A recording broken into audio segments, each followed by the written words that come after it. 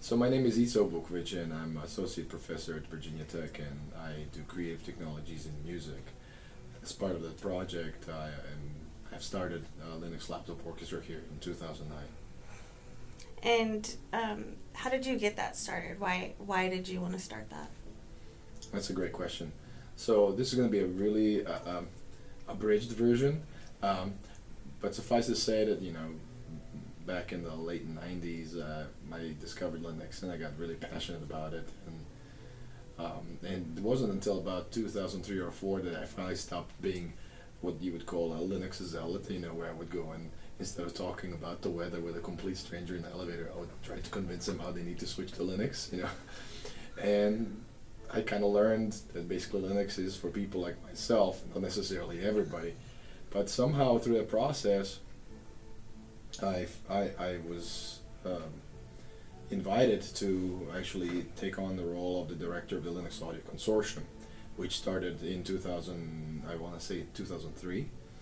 And so through that process, I was inextricably, my life was inextricably intertwined with the journey of Linux. And then in 2008, I serendipitously discovered that in an attempt to make my note, or it was a netbook at that point in time, I wanted to make it more functional because I bought it with Windows and I was about to make a flight and I needed to put some stuff together, and it was asking me to install a bunch of stuff. I didn't have time for it, but I had a USB stick with Linux. So I popped it in there just to see what's going to happen. So I installed Linux at 30,000 feet somewhere across, flying across the Atlantic. And to my surprise, everything worked out of the box. Basically, Linux had somehow silently, grown from this tinker toy into a fully fledged serious operating system.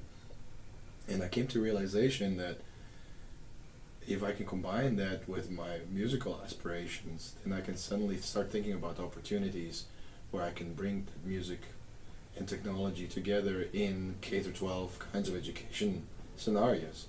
And I realized that Linux would be a perfect vehicle for this because it was affordable, it was accessible, and it was very, very user-friendly at that point in time. So it was ready for the prime time. And so that kind of tipped the scales in a completely different direction, and ever since then I never looked back. So how does your software that you use, it's based on Linux? Can you tell me a little more about your software? Sure. So we have a free open source software design. It's a kind of a visual programming environment designed for interaction and multimedia. And so the basic premise is that you have building blocks, almost like boxes that can be connected with cords. And you can basically imagine that one box could be a metaphor for microphone input that outputs a level of what that microphone is outputting, or the actual signal or something else. And then you can extract that information and then do something with it. Maybe you can power an LED that lights up, or maybe you can, based on that sound, do something else. Maybe you can do speech recognition, whatever it is.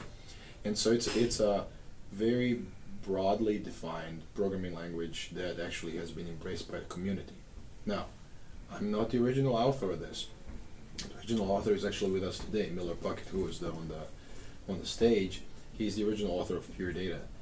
And what he, in his genius, has done is he has designed software and released it under the FreeBSD license, meaning that you can do it for both commercial and non-commercial ways, kind of like GPL. And so when we picked up that software, we decided to adapt it more for our needs. We needed more of the GUI, flexibility, so we can convey the musical score to musicians. We also want to design objects that can allow beginners to do stuff that could be quite complicated to do otherwise. So, and in the process, I think we discovered something that was quite interesting, and that is this ability to change the granularity of the learning language.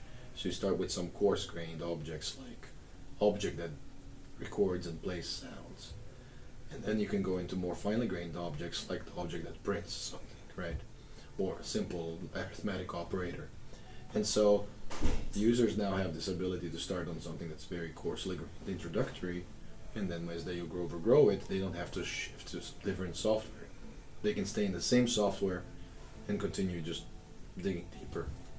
So essentially we took on that project, Pure Data, and we've created our own variant, which is called L2ork, which stands for Pure Data. L2ork is Linux Laptop Orchestra. And little did we know, but it somehow caught a lot of attention, and we've been having a steady growth of user base ever since, even though we've never actively promoted it as such. So we now have universities around the world who teach using our software. We have seven other laptop orchestras who have been created using our infrastructure. So we've been sort of serving as a springboard for others to do similar things.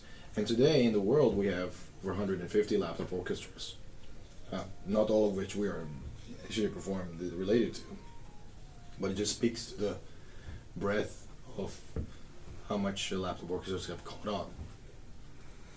What made you decide to go to System76? So, when we originally started, we realized that we want to always have some form of partnering with an industry, because we wanted to make sure that this is not just some kind of academic exercise. We wanted to see how we can create a pathway from ideation and concept implementation to something that actually can be then implemented in the community at large, from K through 12 education to production. And originally, we're working with companies whose choice was not Linux, and they were basically giving us laptops that were pre-installed with Windows, and then we would do the reinstalling, wiping, and everything else. And while that worked okay for the time being, I realized that I was spending a lot of time on trying to make sure that everything worked like it should, as opposed to focusing on what really I should be doing, which is the laptop orchestra. And so, learning about System76 and its rise as a sort of the prime of the companies who sell pre-installed Linux machines, to me this seemed like an amazing step forward, where we would basically get a turnkey solution, perfectly calibrated hardware and software that works together in perfect harmony, and then we can just worry about what we need to do, as opposed to trying to tweak the drivers and do all the other stuff that we used to have to do in some ways. And that was a couple of years ago, so are you guys still using the System76 Lemur? Absolutely, yeah. So we still have the whole cohort of laptops. Our ensemble varies in size, but basically every student gets signed out a station per semester, and we'll show you later how the bags look like. So we have a specially designed custom bags that actually fit in the overhead compartment of an airplane, so when we travel it can comfortably fit in there, but it has all the other requisite hardware, like the hemispherical speakers that we use to create sound, and the Wiimotes and all the other stuff. And so, sure enough, it also has a Lemur in there. So every student essentially is assigned a laptop per semester that they can use for anything they need, and it gives them an opportunity to learn more about Linux in the process, as well as System76. What do you see happening with the laptop orchestra moving forward? It's uncharted territory. There are so many questions that we've not answered, and many of which probably will never have the final answer. There will just be many possible answers, because we are talking about open-ended creativity. So, to me, that is the prime reason why I still do laptop orchestra after 7 years.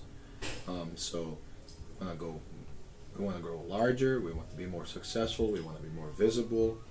We want to create a larger community around us. We want to empower others to be creative. So we want to increase access. So one of the things we've been doing recently is expanding the hardware choice to Raspberry Pis, so that allows us to suddenly enable others to be creative with $50, $60 worth of equipment.